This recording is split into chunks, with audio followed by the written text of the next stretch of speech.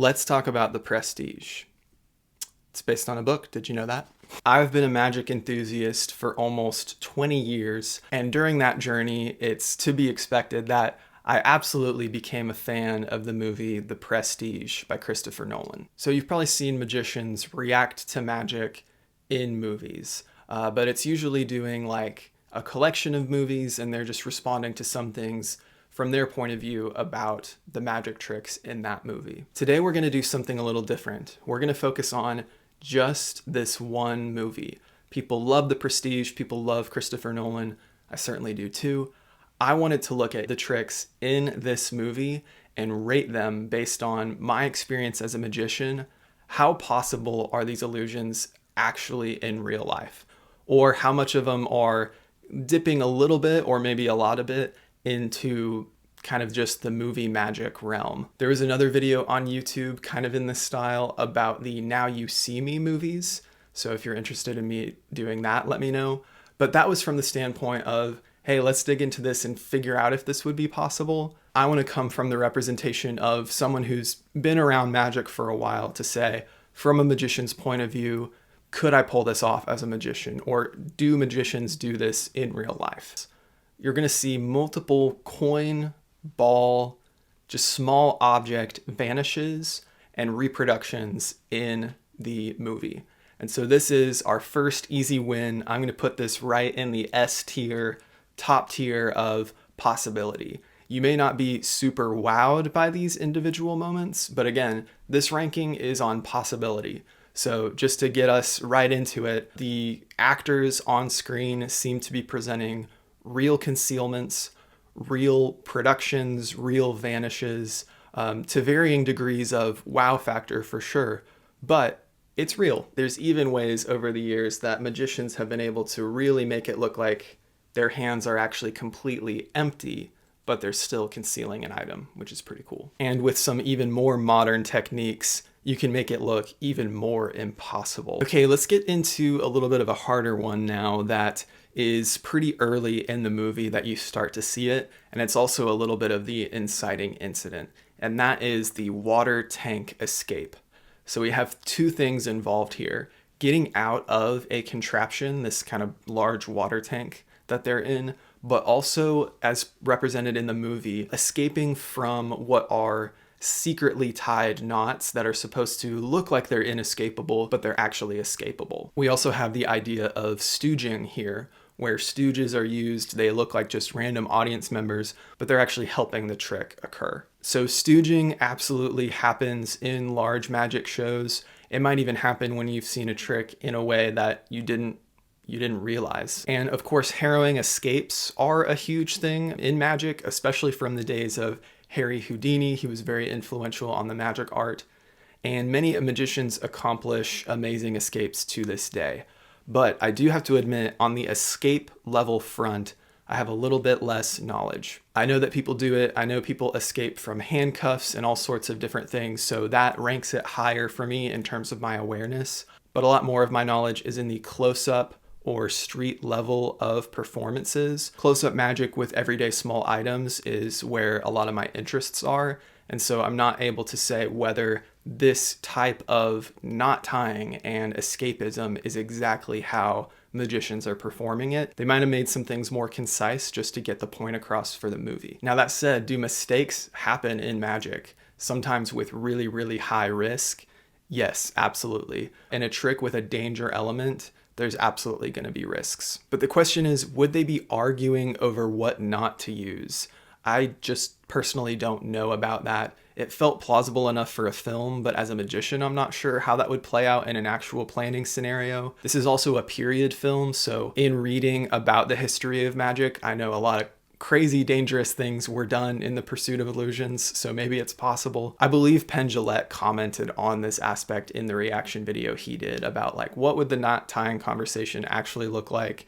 Would that be what was exactly used? I'm also going to put in this category the handcuff escape that Christian Bale does later in the movie. He actually does it right after doing a classic palm of a ball. I know of cuff escape illusions, or I guess you could call it, there are legitimate ways that escape artists are able to get out of legitimate contraptions. It's just the way it was portrayed seemed too good to be true. Maybe someone can let me know if I'm wrong there. I know that the Now You See Me movie did the exact same thing. It's like this really dramatic, like, whoosh, I'm walking away, and now you have the handcuffs on you, guard person. It's like a great gotcha moment for the scene. I just don't know, man. It seems a little too quick and too good to be true. There's other quick and amazing things magicians are absolutely able to do, but in the middle of this like prison with no real cover, he's just dipping down to pick up a ball.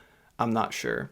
So as we put all of that into a category of like escape tricks, I'm going to put this at, could be a B. I'm going to put it more at a C. That could come from some of my ignorance, but I just think there's a little bit of movie magic going on here. That brings us to another interesting one, which is the Vanishing Bird Cage. I did look this one up because in my mind, I felt like this was a real thing, but I didn't know if they had just contrived a really interesting contraption for the movie. And yes, it is real. I was genuinely curious about this. It's from French magician Bautier de Colta. I apologize. If you're applying pressure, it stays together, but if you release pressure, it would collapse, and then there is a pull up your sleeve. In the movie, they make Hugh Jackman look like a period film Dr. Octopus with how intricate that contraption is. I don't know if it would exactly look like that. The performance I watched of it, the guy did kind of have to hold it like this. He's like, look at the cage, totally inconspicuous cage, because he's having to keep the pressure on the cage. So the question is, could you affect or get in the way of the performance like what we see in the movie? That does seem to be true. In fact, in my very, very in-depth research of this Wikipedia article, it does seem that that could be a factor that you need to be aware of how things could get in the way. I just don't know if it would harm someone to the extent that it did in what Christian Bale did in the movie. That said, the article did talk about how when this was done with live birds, as it's done in the movie, that would harm the bird, sadly. And so in more modern versions of this trick, a fake bird is used. So I approve of that. No animal cruelty in magic tricks, please. So yeah, Vanishing Birdcage, really fascinating illusion. I'm going to put that in A tier. Next, let's talk about bullet catches. This was insane for childhood me to witness. And it's insane even more that this is true. This sort of thing happened in magic history, and mistakes happened in magic history.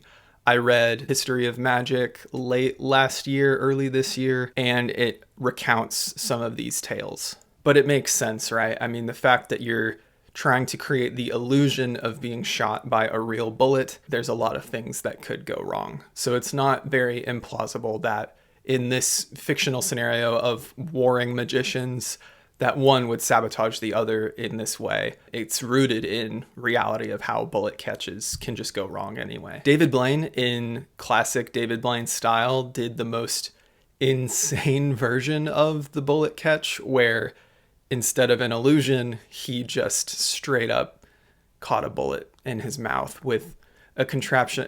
Man, David Blaine does some crazy stuff. So obviously, don't do that. Don't do it for real. Don't pretend to do it, because even in trying to create the illusion of a bullet catch, there's still risks involved. But given the realism of it, I have to put this up in S tier. Again, not because woohoo bullet catches, but but because of the values of this ranking system. From that side of the danger spectrum all the way to not dangerous at all, we have linking rings. Christian Bale does the linking rings at a point in the story where he is about to spice up his magic and show people something they've never seen before. So unfortunately, in the narrative, linking rings is positioned as this lame trick. And again, childhood me, I saw this, and of course I loved this movie, so upon rewatching it, I would see that scene over and over again, and it subconsciously tells you that this illusion is lame.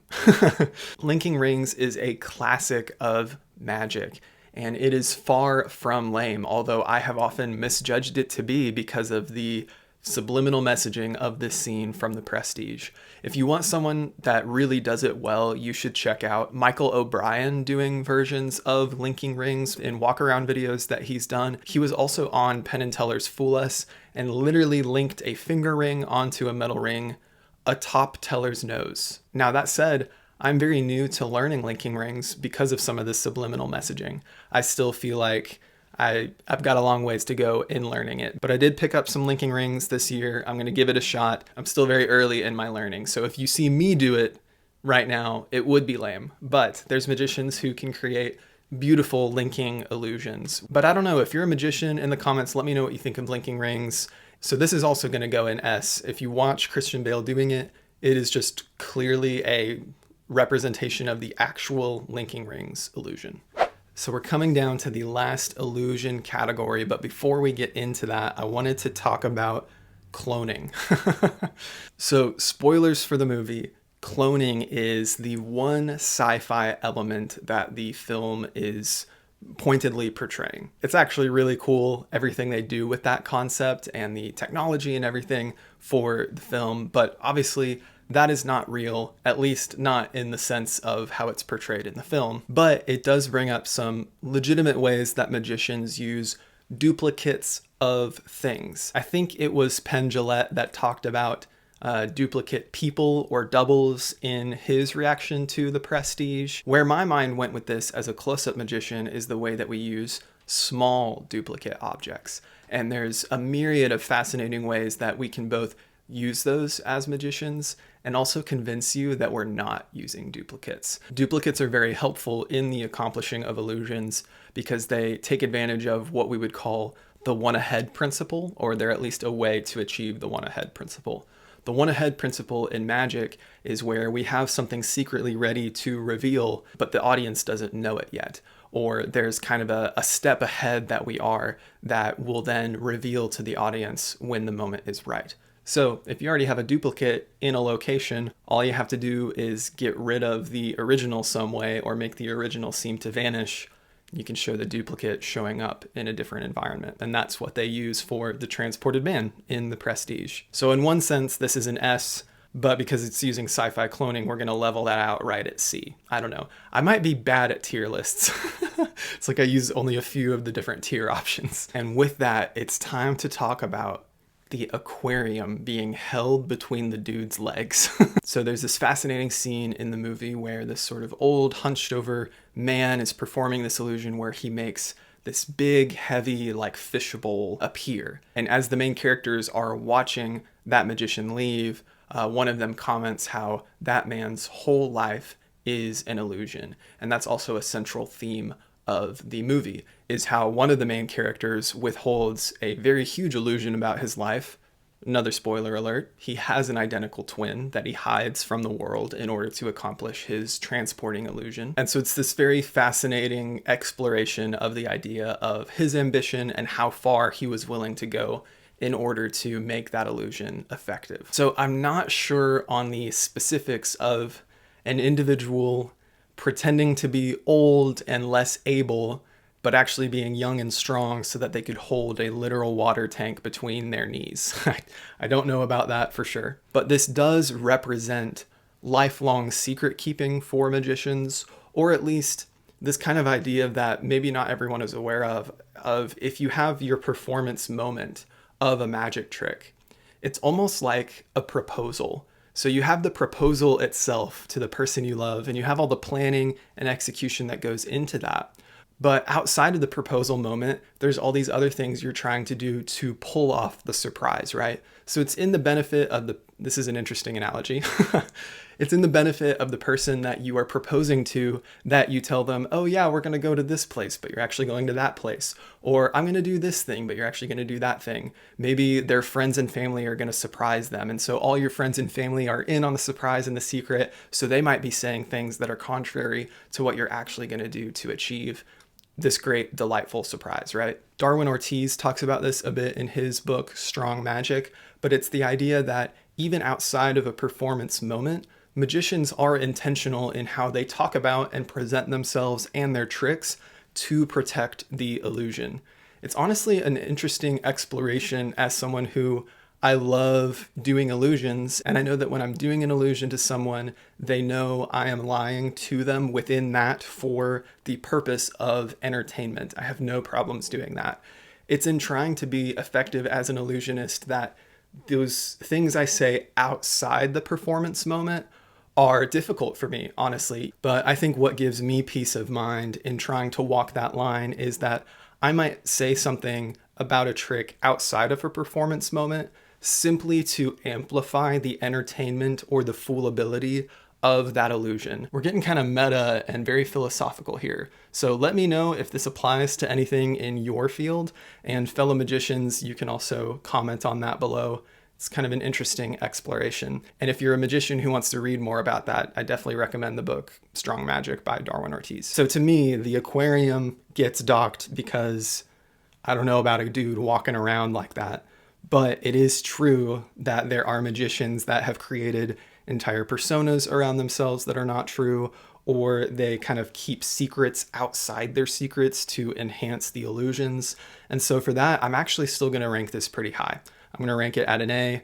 Again, I think I'm using only like 3 top, middle, bottom of these actual tiers. Did anything actually get low? I guess cloning should get lower, right? But that is what it is. It was just a vehicle to talk about these tricks. So let me know below, were there any tricks in the movie that I missed that you want to make sure I follow up and discuss? I felt like these were some of the main ones, but there could be more worth diving into later on this movie. And again, if you're interested in learning some magic for real, this channel is for you, and we have new tutorials posting starting next week. But in the meantime, let me know what you think of The Prestige, or what's your favorite magician or magic trick movie if you have one. Let me know below, and I will see you in the videos that I have coming up soon.